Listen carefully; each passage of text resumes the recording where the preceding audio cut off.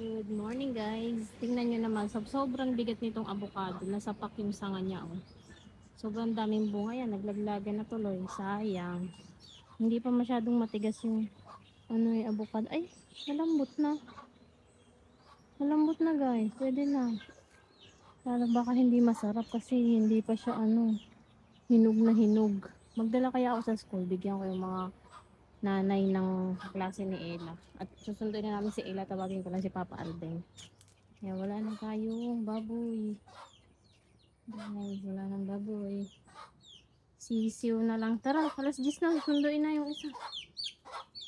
Naihikap na din talaga.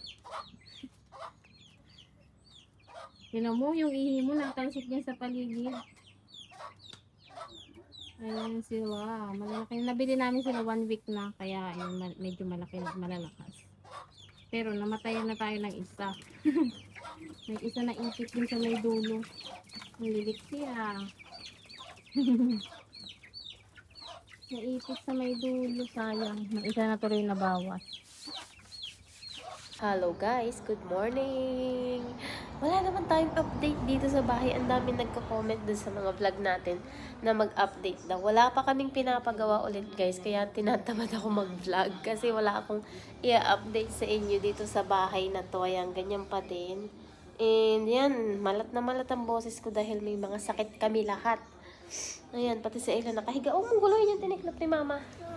Ayan.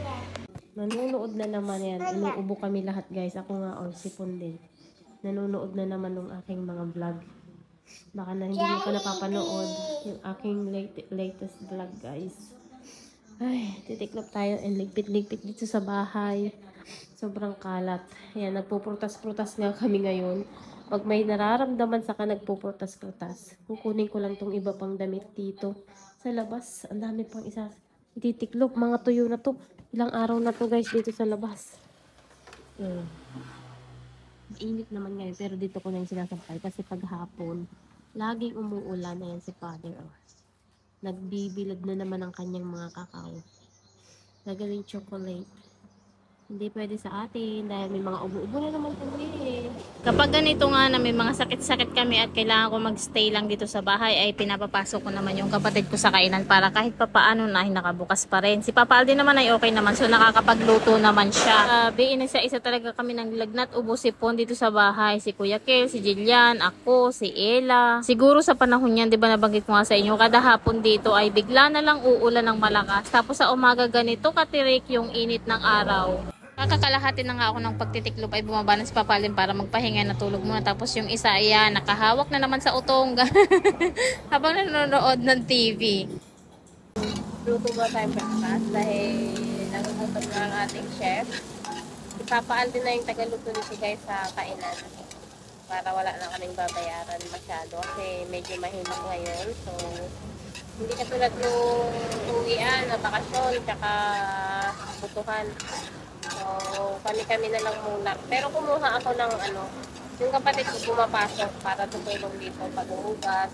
Kasi, syempre may maliit tayong batuta na pumapasok. Kaya, kailangan asikasuhin. Ito yung nilulugong ko ngayon na breakfast. Ano to? Yung galing pa dun sa pinuntahan natin sa Laguna. Ayan. Sayote. Ihigisa mo yung sa bawang tsaka sibuyas. Tapos tutortahin. Nagtutorta ba kayo ng ganito? Nagluluto ba kayo ng ganito guys? Tinda lang. Makit nga muna ako dito sa taas dahil may kakain. So ayan yung itsura ngayon ng ating kainan. Binago na namin yung stante guys. Na-vlog ko ba yan sa inyo? So nasa 7,000. Pinalitan na natin yung dati dahil masyadong maliit. So hindi na kasya yung ating mga food. So ayan medyo maluwag na sila. Hindi na sila siksikan dyan. Noon kasi yung ibang ulam natin nilalagay natin sa labas. Nilalangaw. So tatakpan naman natin. Hindi makikita ng customer. So ayan ngayon malawak na sila. Meron tayong lechon. Ayan na lang yung ating higado and meron tayo ditong kinuno tapos yung laing. Ang dami natin diyang pagpipilian. After naman natin ng pagtitinda ay kailangan naman pumasok ni Bebe Ella. So ang schedule niya dito ay 10:30 po ng umaga hanggang 12:30 naman. Ako yung nagbabantay sa kanya, ayaw niya pa kasi magpaiwan. Bali dalawa nga yung pinapasukan niya. Merong MWF tapos dito sa daycare sa barangay ay araw-araw po yan. Yung MWF niyang schedule guys, iniiwanan ko na siya doon ay okay lang sa kanya. Siya na mismo nagsasabi sa akin na sunduin ko na lang daw siya after 2 hours kasi 2 hours lang yung klase niya doon. Pero pagdating dito sa daycare, sobrang daming bata ay ayaw niya magpaiwan. Gusto niya nandyan lang ako nakaupo sa may gilid. Doon kasi sa napasukan niya guys na MWF, ayun ay tutorial, parang kaunti lang yung mga estudyante, natututukan sila nung mga teacher. Pero ipinasok ko pa rin siya dito guys sa barangay, yung mga daycare kasi nga para maka-experience siya ng may mga kaklase, makipag-communicate, makipagkaibigan, makipag-usap, masanay siya ng maraming tao. Kasi po nung nawala ako parang nasa bahay lang talaga siya, hindi siya lumalabas, hindi nilalabas si Papa Alin. So parang mahiyain siya and hindi siya active kapag marami ng tao, laging nakasiksik sa'yo. So ngayon, ayan, sinali ko siya dito and medyo sana maka-move on siya na sana masanay siyang maraming mga kasama kasi ayaw niya pa rin, nakadikit pa rin siya sa akin.